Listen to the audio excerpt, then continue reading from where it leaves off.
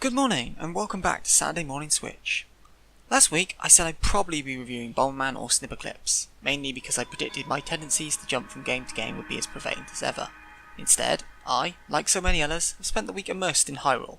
Breath of the Wild is so unlike the Zeldas of the past, but at the same time is such a Nintendo take on open world games. I really love it, so I'm going to spend this week's episode talking about my experiences with the game so far, so if you're looking forward to one of the others, sorry.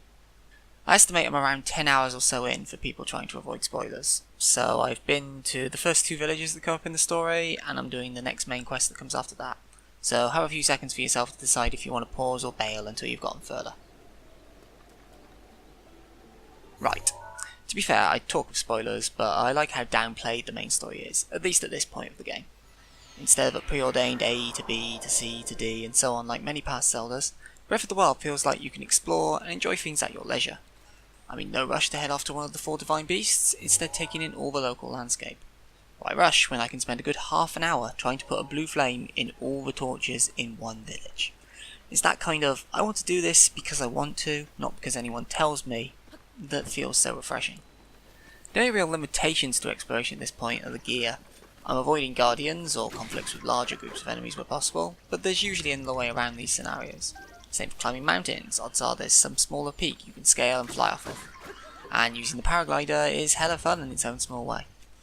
I've kind of always stated how I don't like Ocarina of Time's Hyrule feel because, ignoring the music, it's really empty. But the Hyrule that Breath of the Wild portrays is anything but.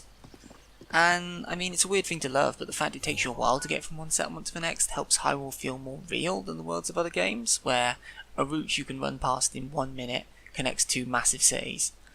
It also really adds value to your horse actually as you race around and explore, though once you start warping around it feels all too easy to lose track of your mare. Going back to settlements, even the villages feel so much more alive than in other games. Instead of people waiting in the houses and shops, they walk around, interact, perform their daily tasks, sleep at night, travel around as merchants, play as kids, fight enemies. Nobody feels static, which helps immerse you in a world that carries on regardless of whether you're around or not. Speaking of combat, it is more engaging here than past titles.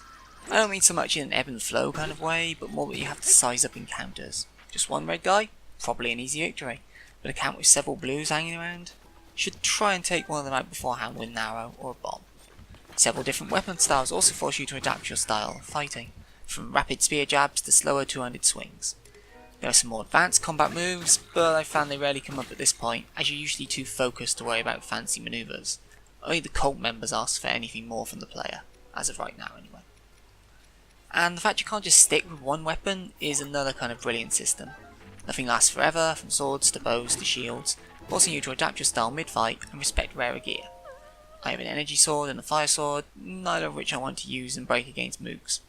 It makes every weapon matter, though I wish there was a quicker way to swap gear than having to go into your inventory to drop stuff every time. It's especially annoying when you open a chest, see the gear, can't get the gear, open your inventory, drop something, open the chest again, see the gear again, and finally there you have. It's just no. Thankfully this doesn't carry over to armour, which feels sacred for an entirely different reason. New armor sets require a lot of work, or cash, making each piece you do own feel so much more special. Having fairy fountains be used to strengthen those clothes too is brilliant, though I'd argue it encourages hoarding your items and protecting your resources. Which isn't the best of plans considering how currency works in this game. Gone are rupees in every blade, pot and baddie. I only got 1 red rupee in my first 5 hours or so in the game, and correctly learned selling is the easiest way to gain money. Which is why it's annoying that I can't gorge what I need. Sure, people tell me in game to sell all my gems, but decades of gaming have taught me you never know exactly what you're going to need next. Still, scarcity of currency does make gear that costs in the hundreds feel that much more valuable, let alone the house you can buy for 3,000 rupees. You won't be getting rupees off of quests either, or at least not directly. A lot of the side quests are there either to point you towards new shrines or other hidden stashes, featuring some kind of vague hint or riddle, though the game makes them out to be far more mysterious and unsolvable than they actually are. One painter ponders where on earth the Great Fairy Fountain could be, a secret that the village is keeping from him. The answer? It's on one of the paths out of the village, just past the giant glowing shrine, surrounded by fairies. Inconspicuous, it isn't. It's probably the side quests that aren't side quests that are more engaging, such as trying to get the ingredients to make the old man a warming meal at the start in return for a warm doublé. It's not that I don't enjoy the excursions, it's just weird to think of the residents of Hyrule as being pretty stupid apparently. And this is before I get into a debate about how easy it is to miss quests due to the time and weather factors stopping people from being where you need them to be. The small red exclamation mark is all too easy to miss. Luckily, the shrines aren't as easy to miss, for the main anyway. I have run around in circles with my shrine sensor going off like crazy before. Anyway, as someone who always found dungeons the least interesting part of any Zelda, shrines are the perfect tonic. A short challenge or series of challenges, and then a nice reward, which may as well be a piece of heart, because who really needs more stamina compared to hearts?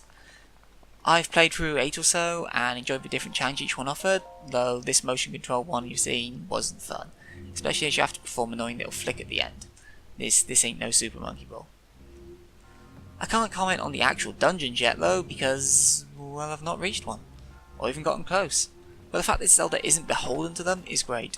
My biggest pet peeve in past titles is how much the world has felt like it takes a back seat to the dungeons, but that's obviously not the case here, and the game is all the better for it. Now I actually look forward to finally reaching the dungeon as they, to use a recurring theme in this video, feel special, not the norm.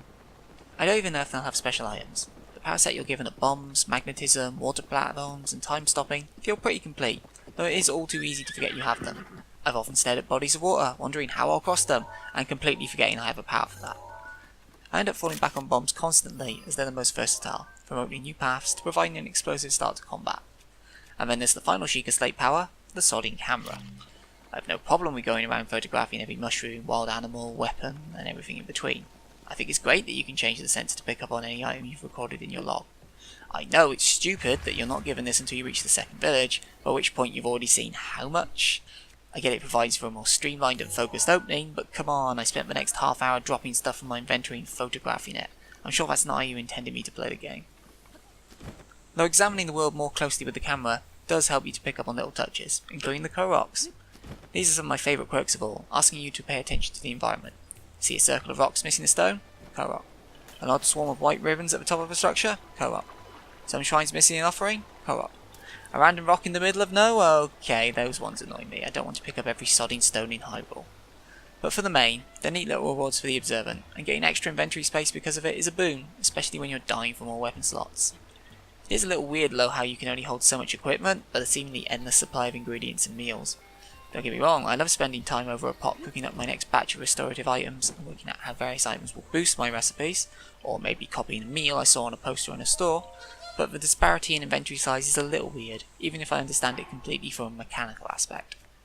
Anyway, I've talked plenty now. It should be obvious I really like this game.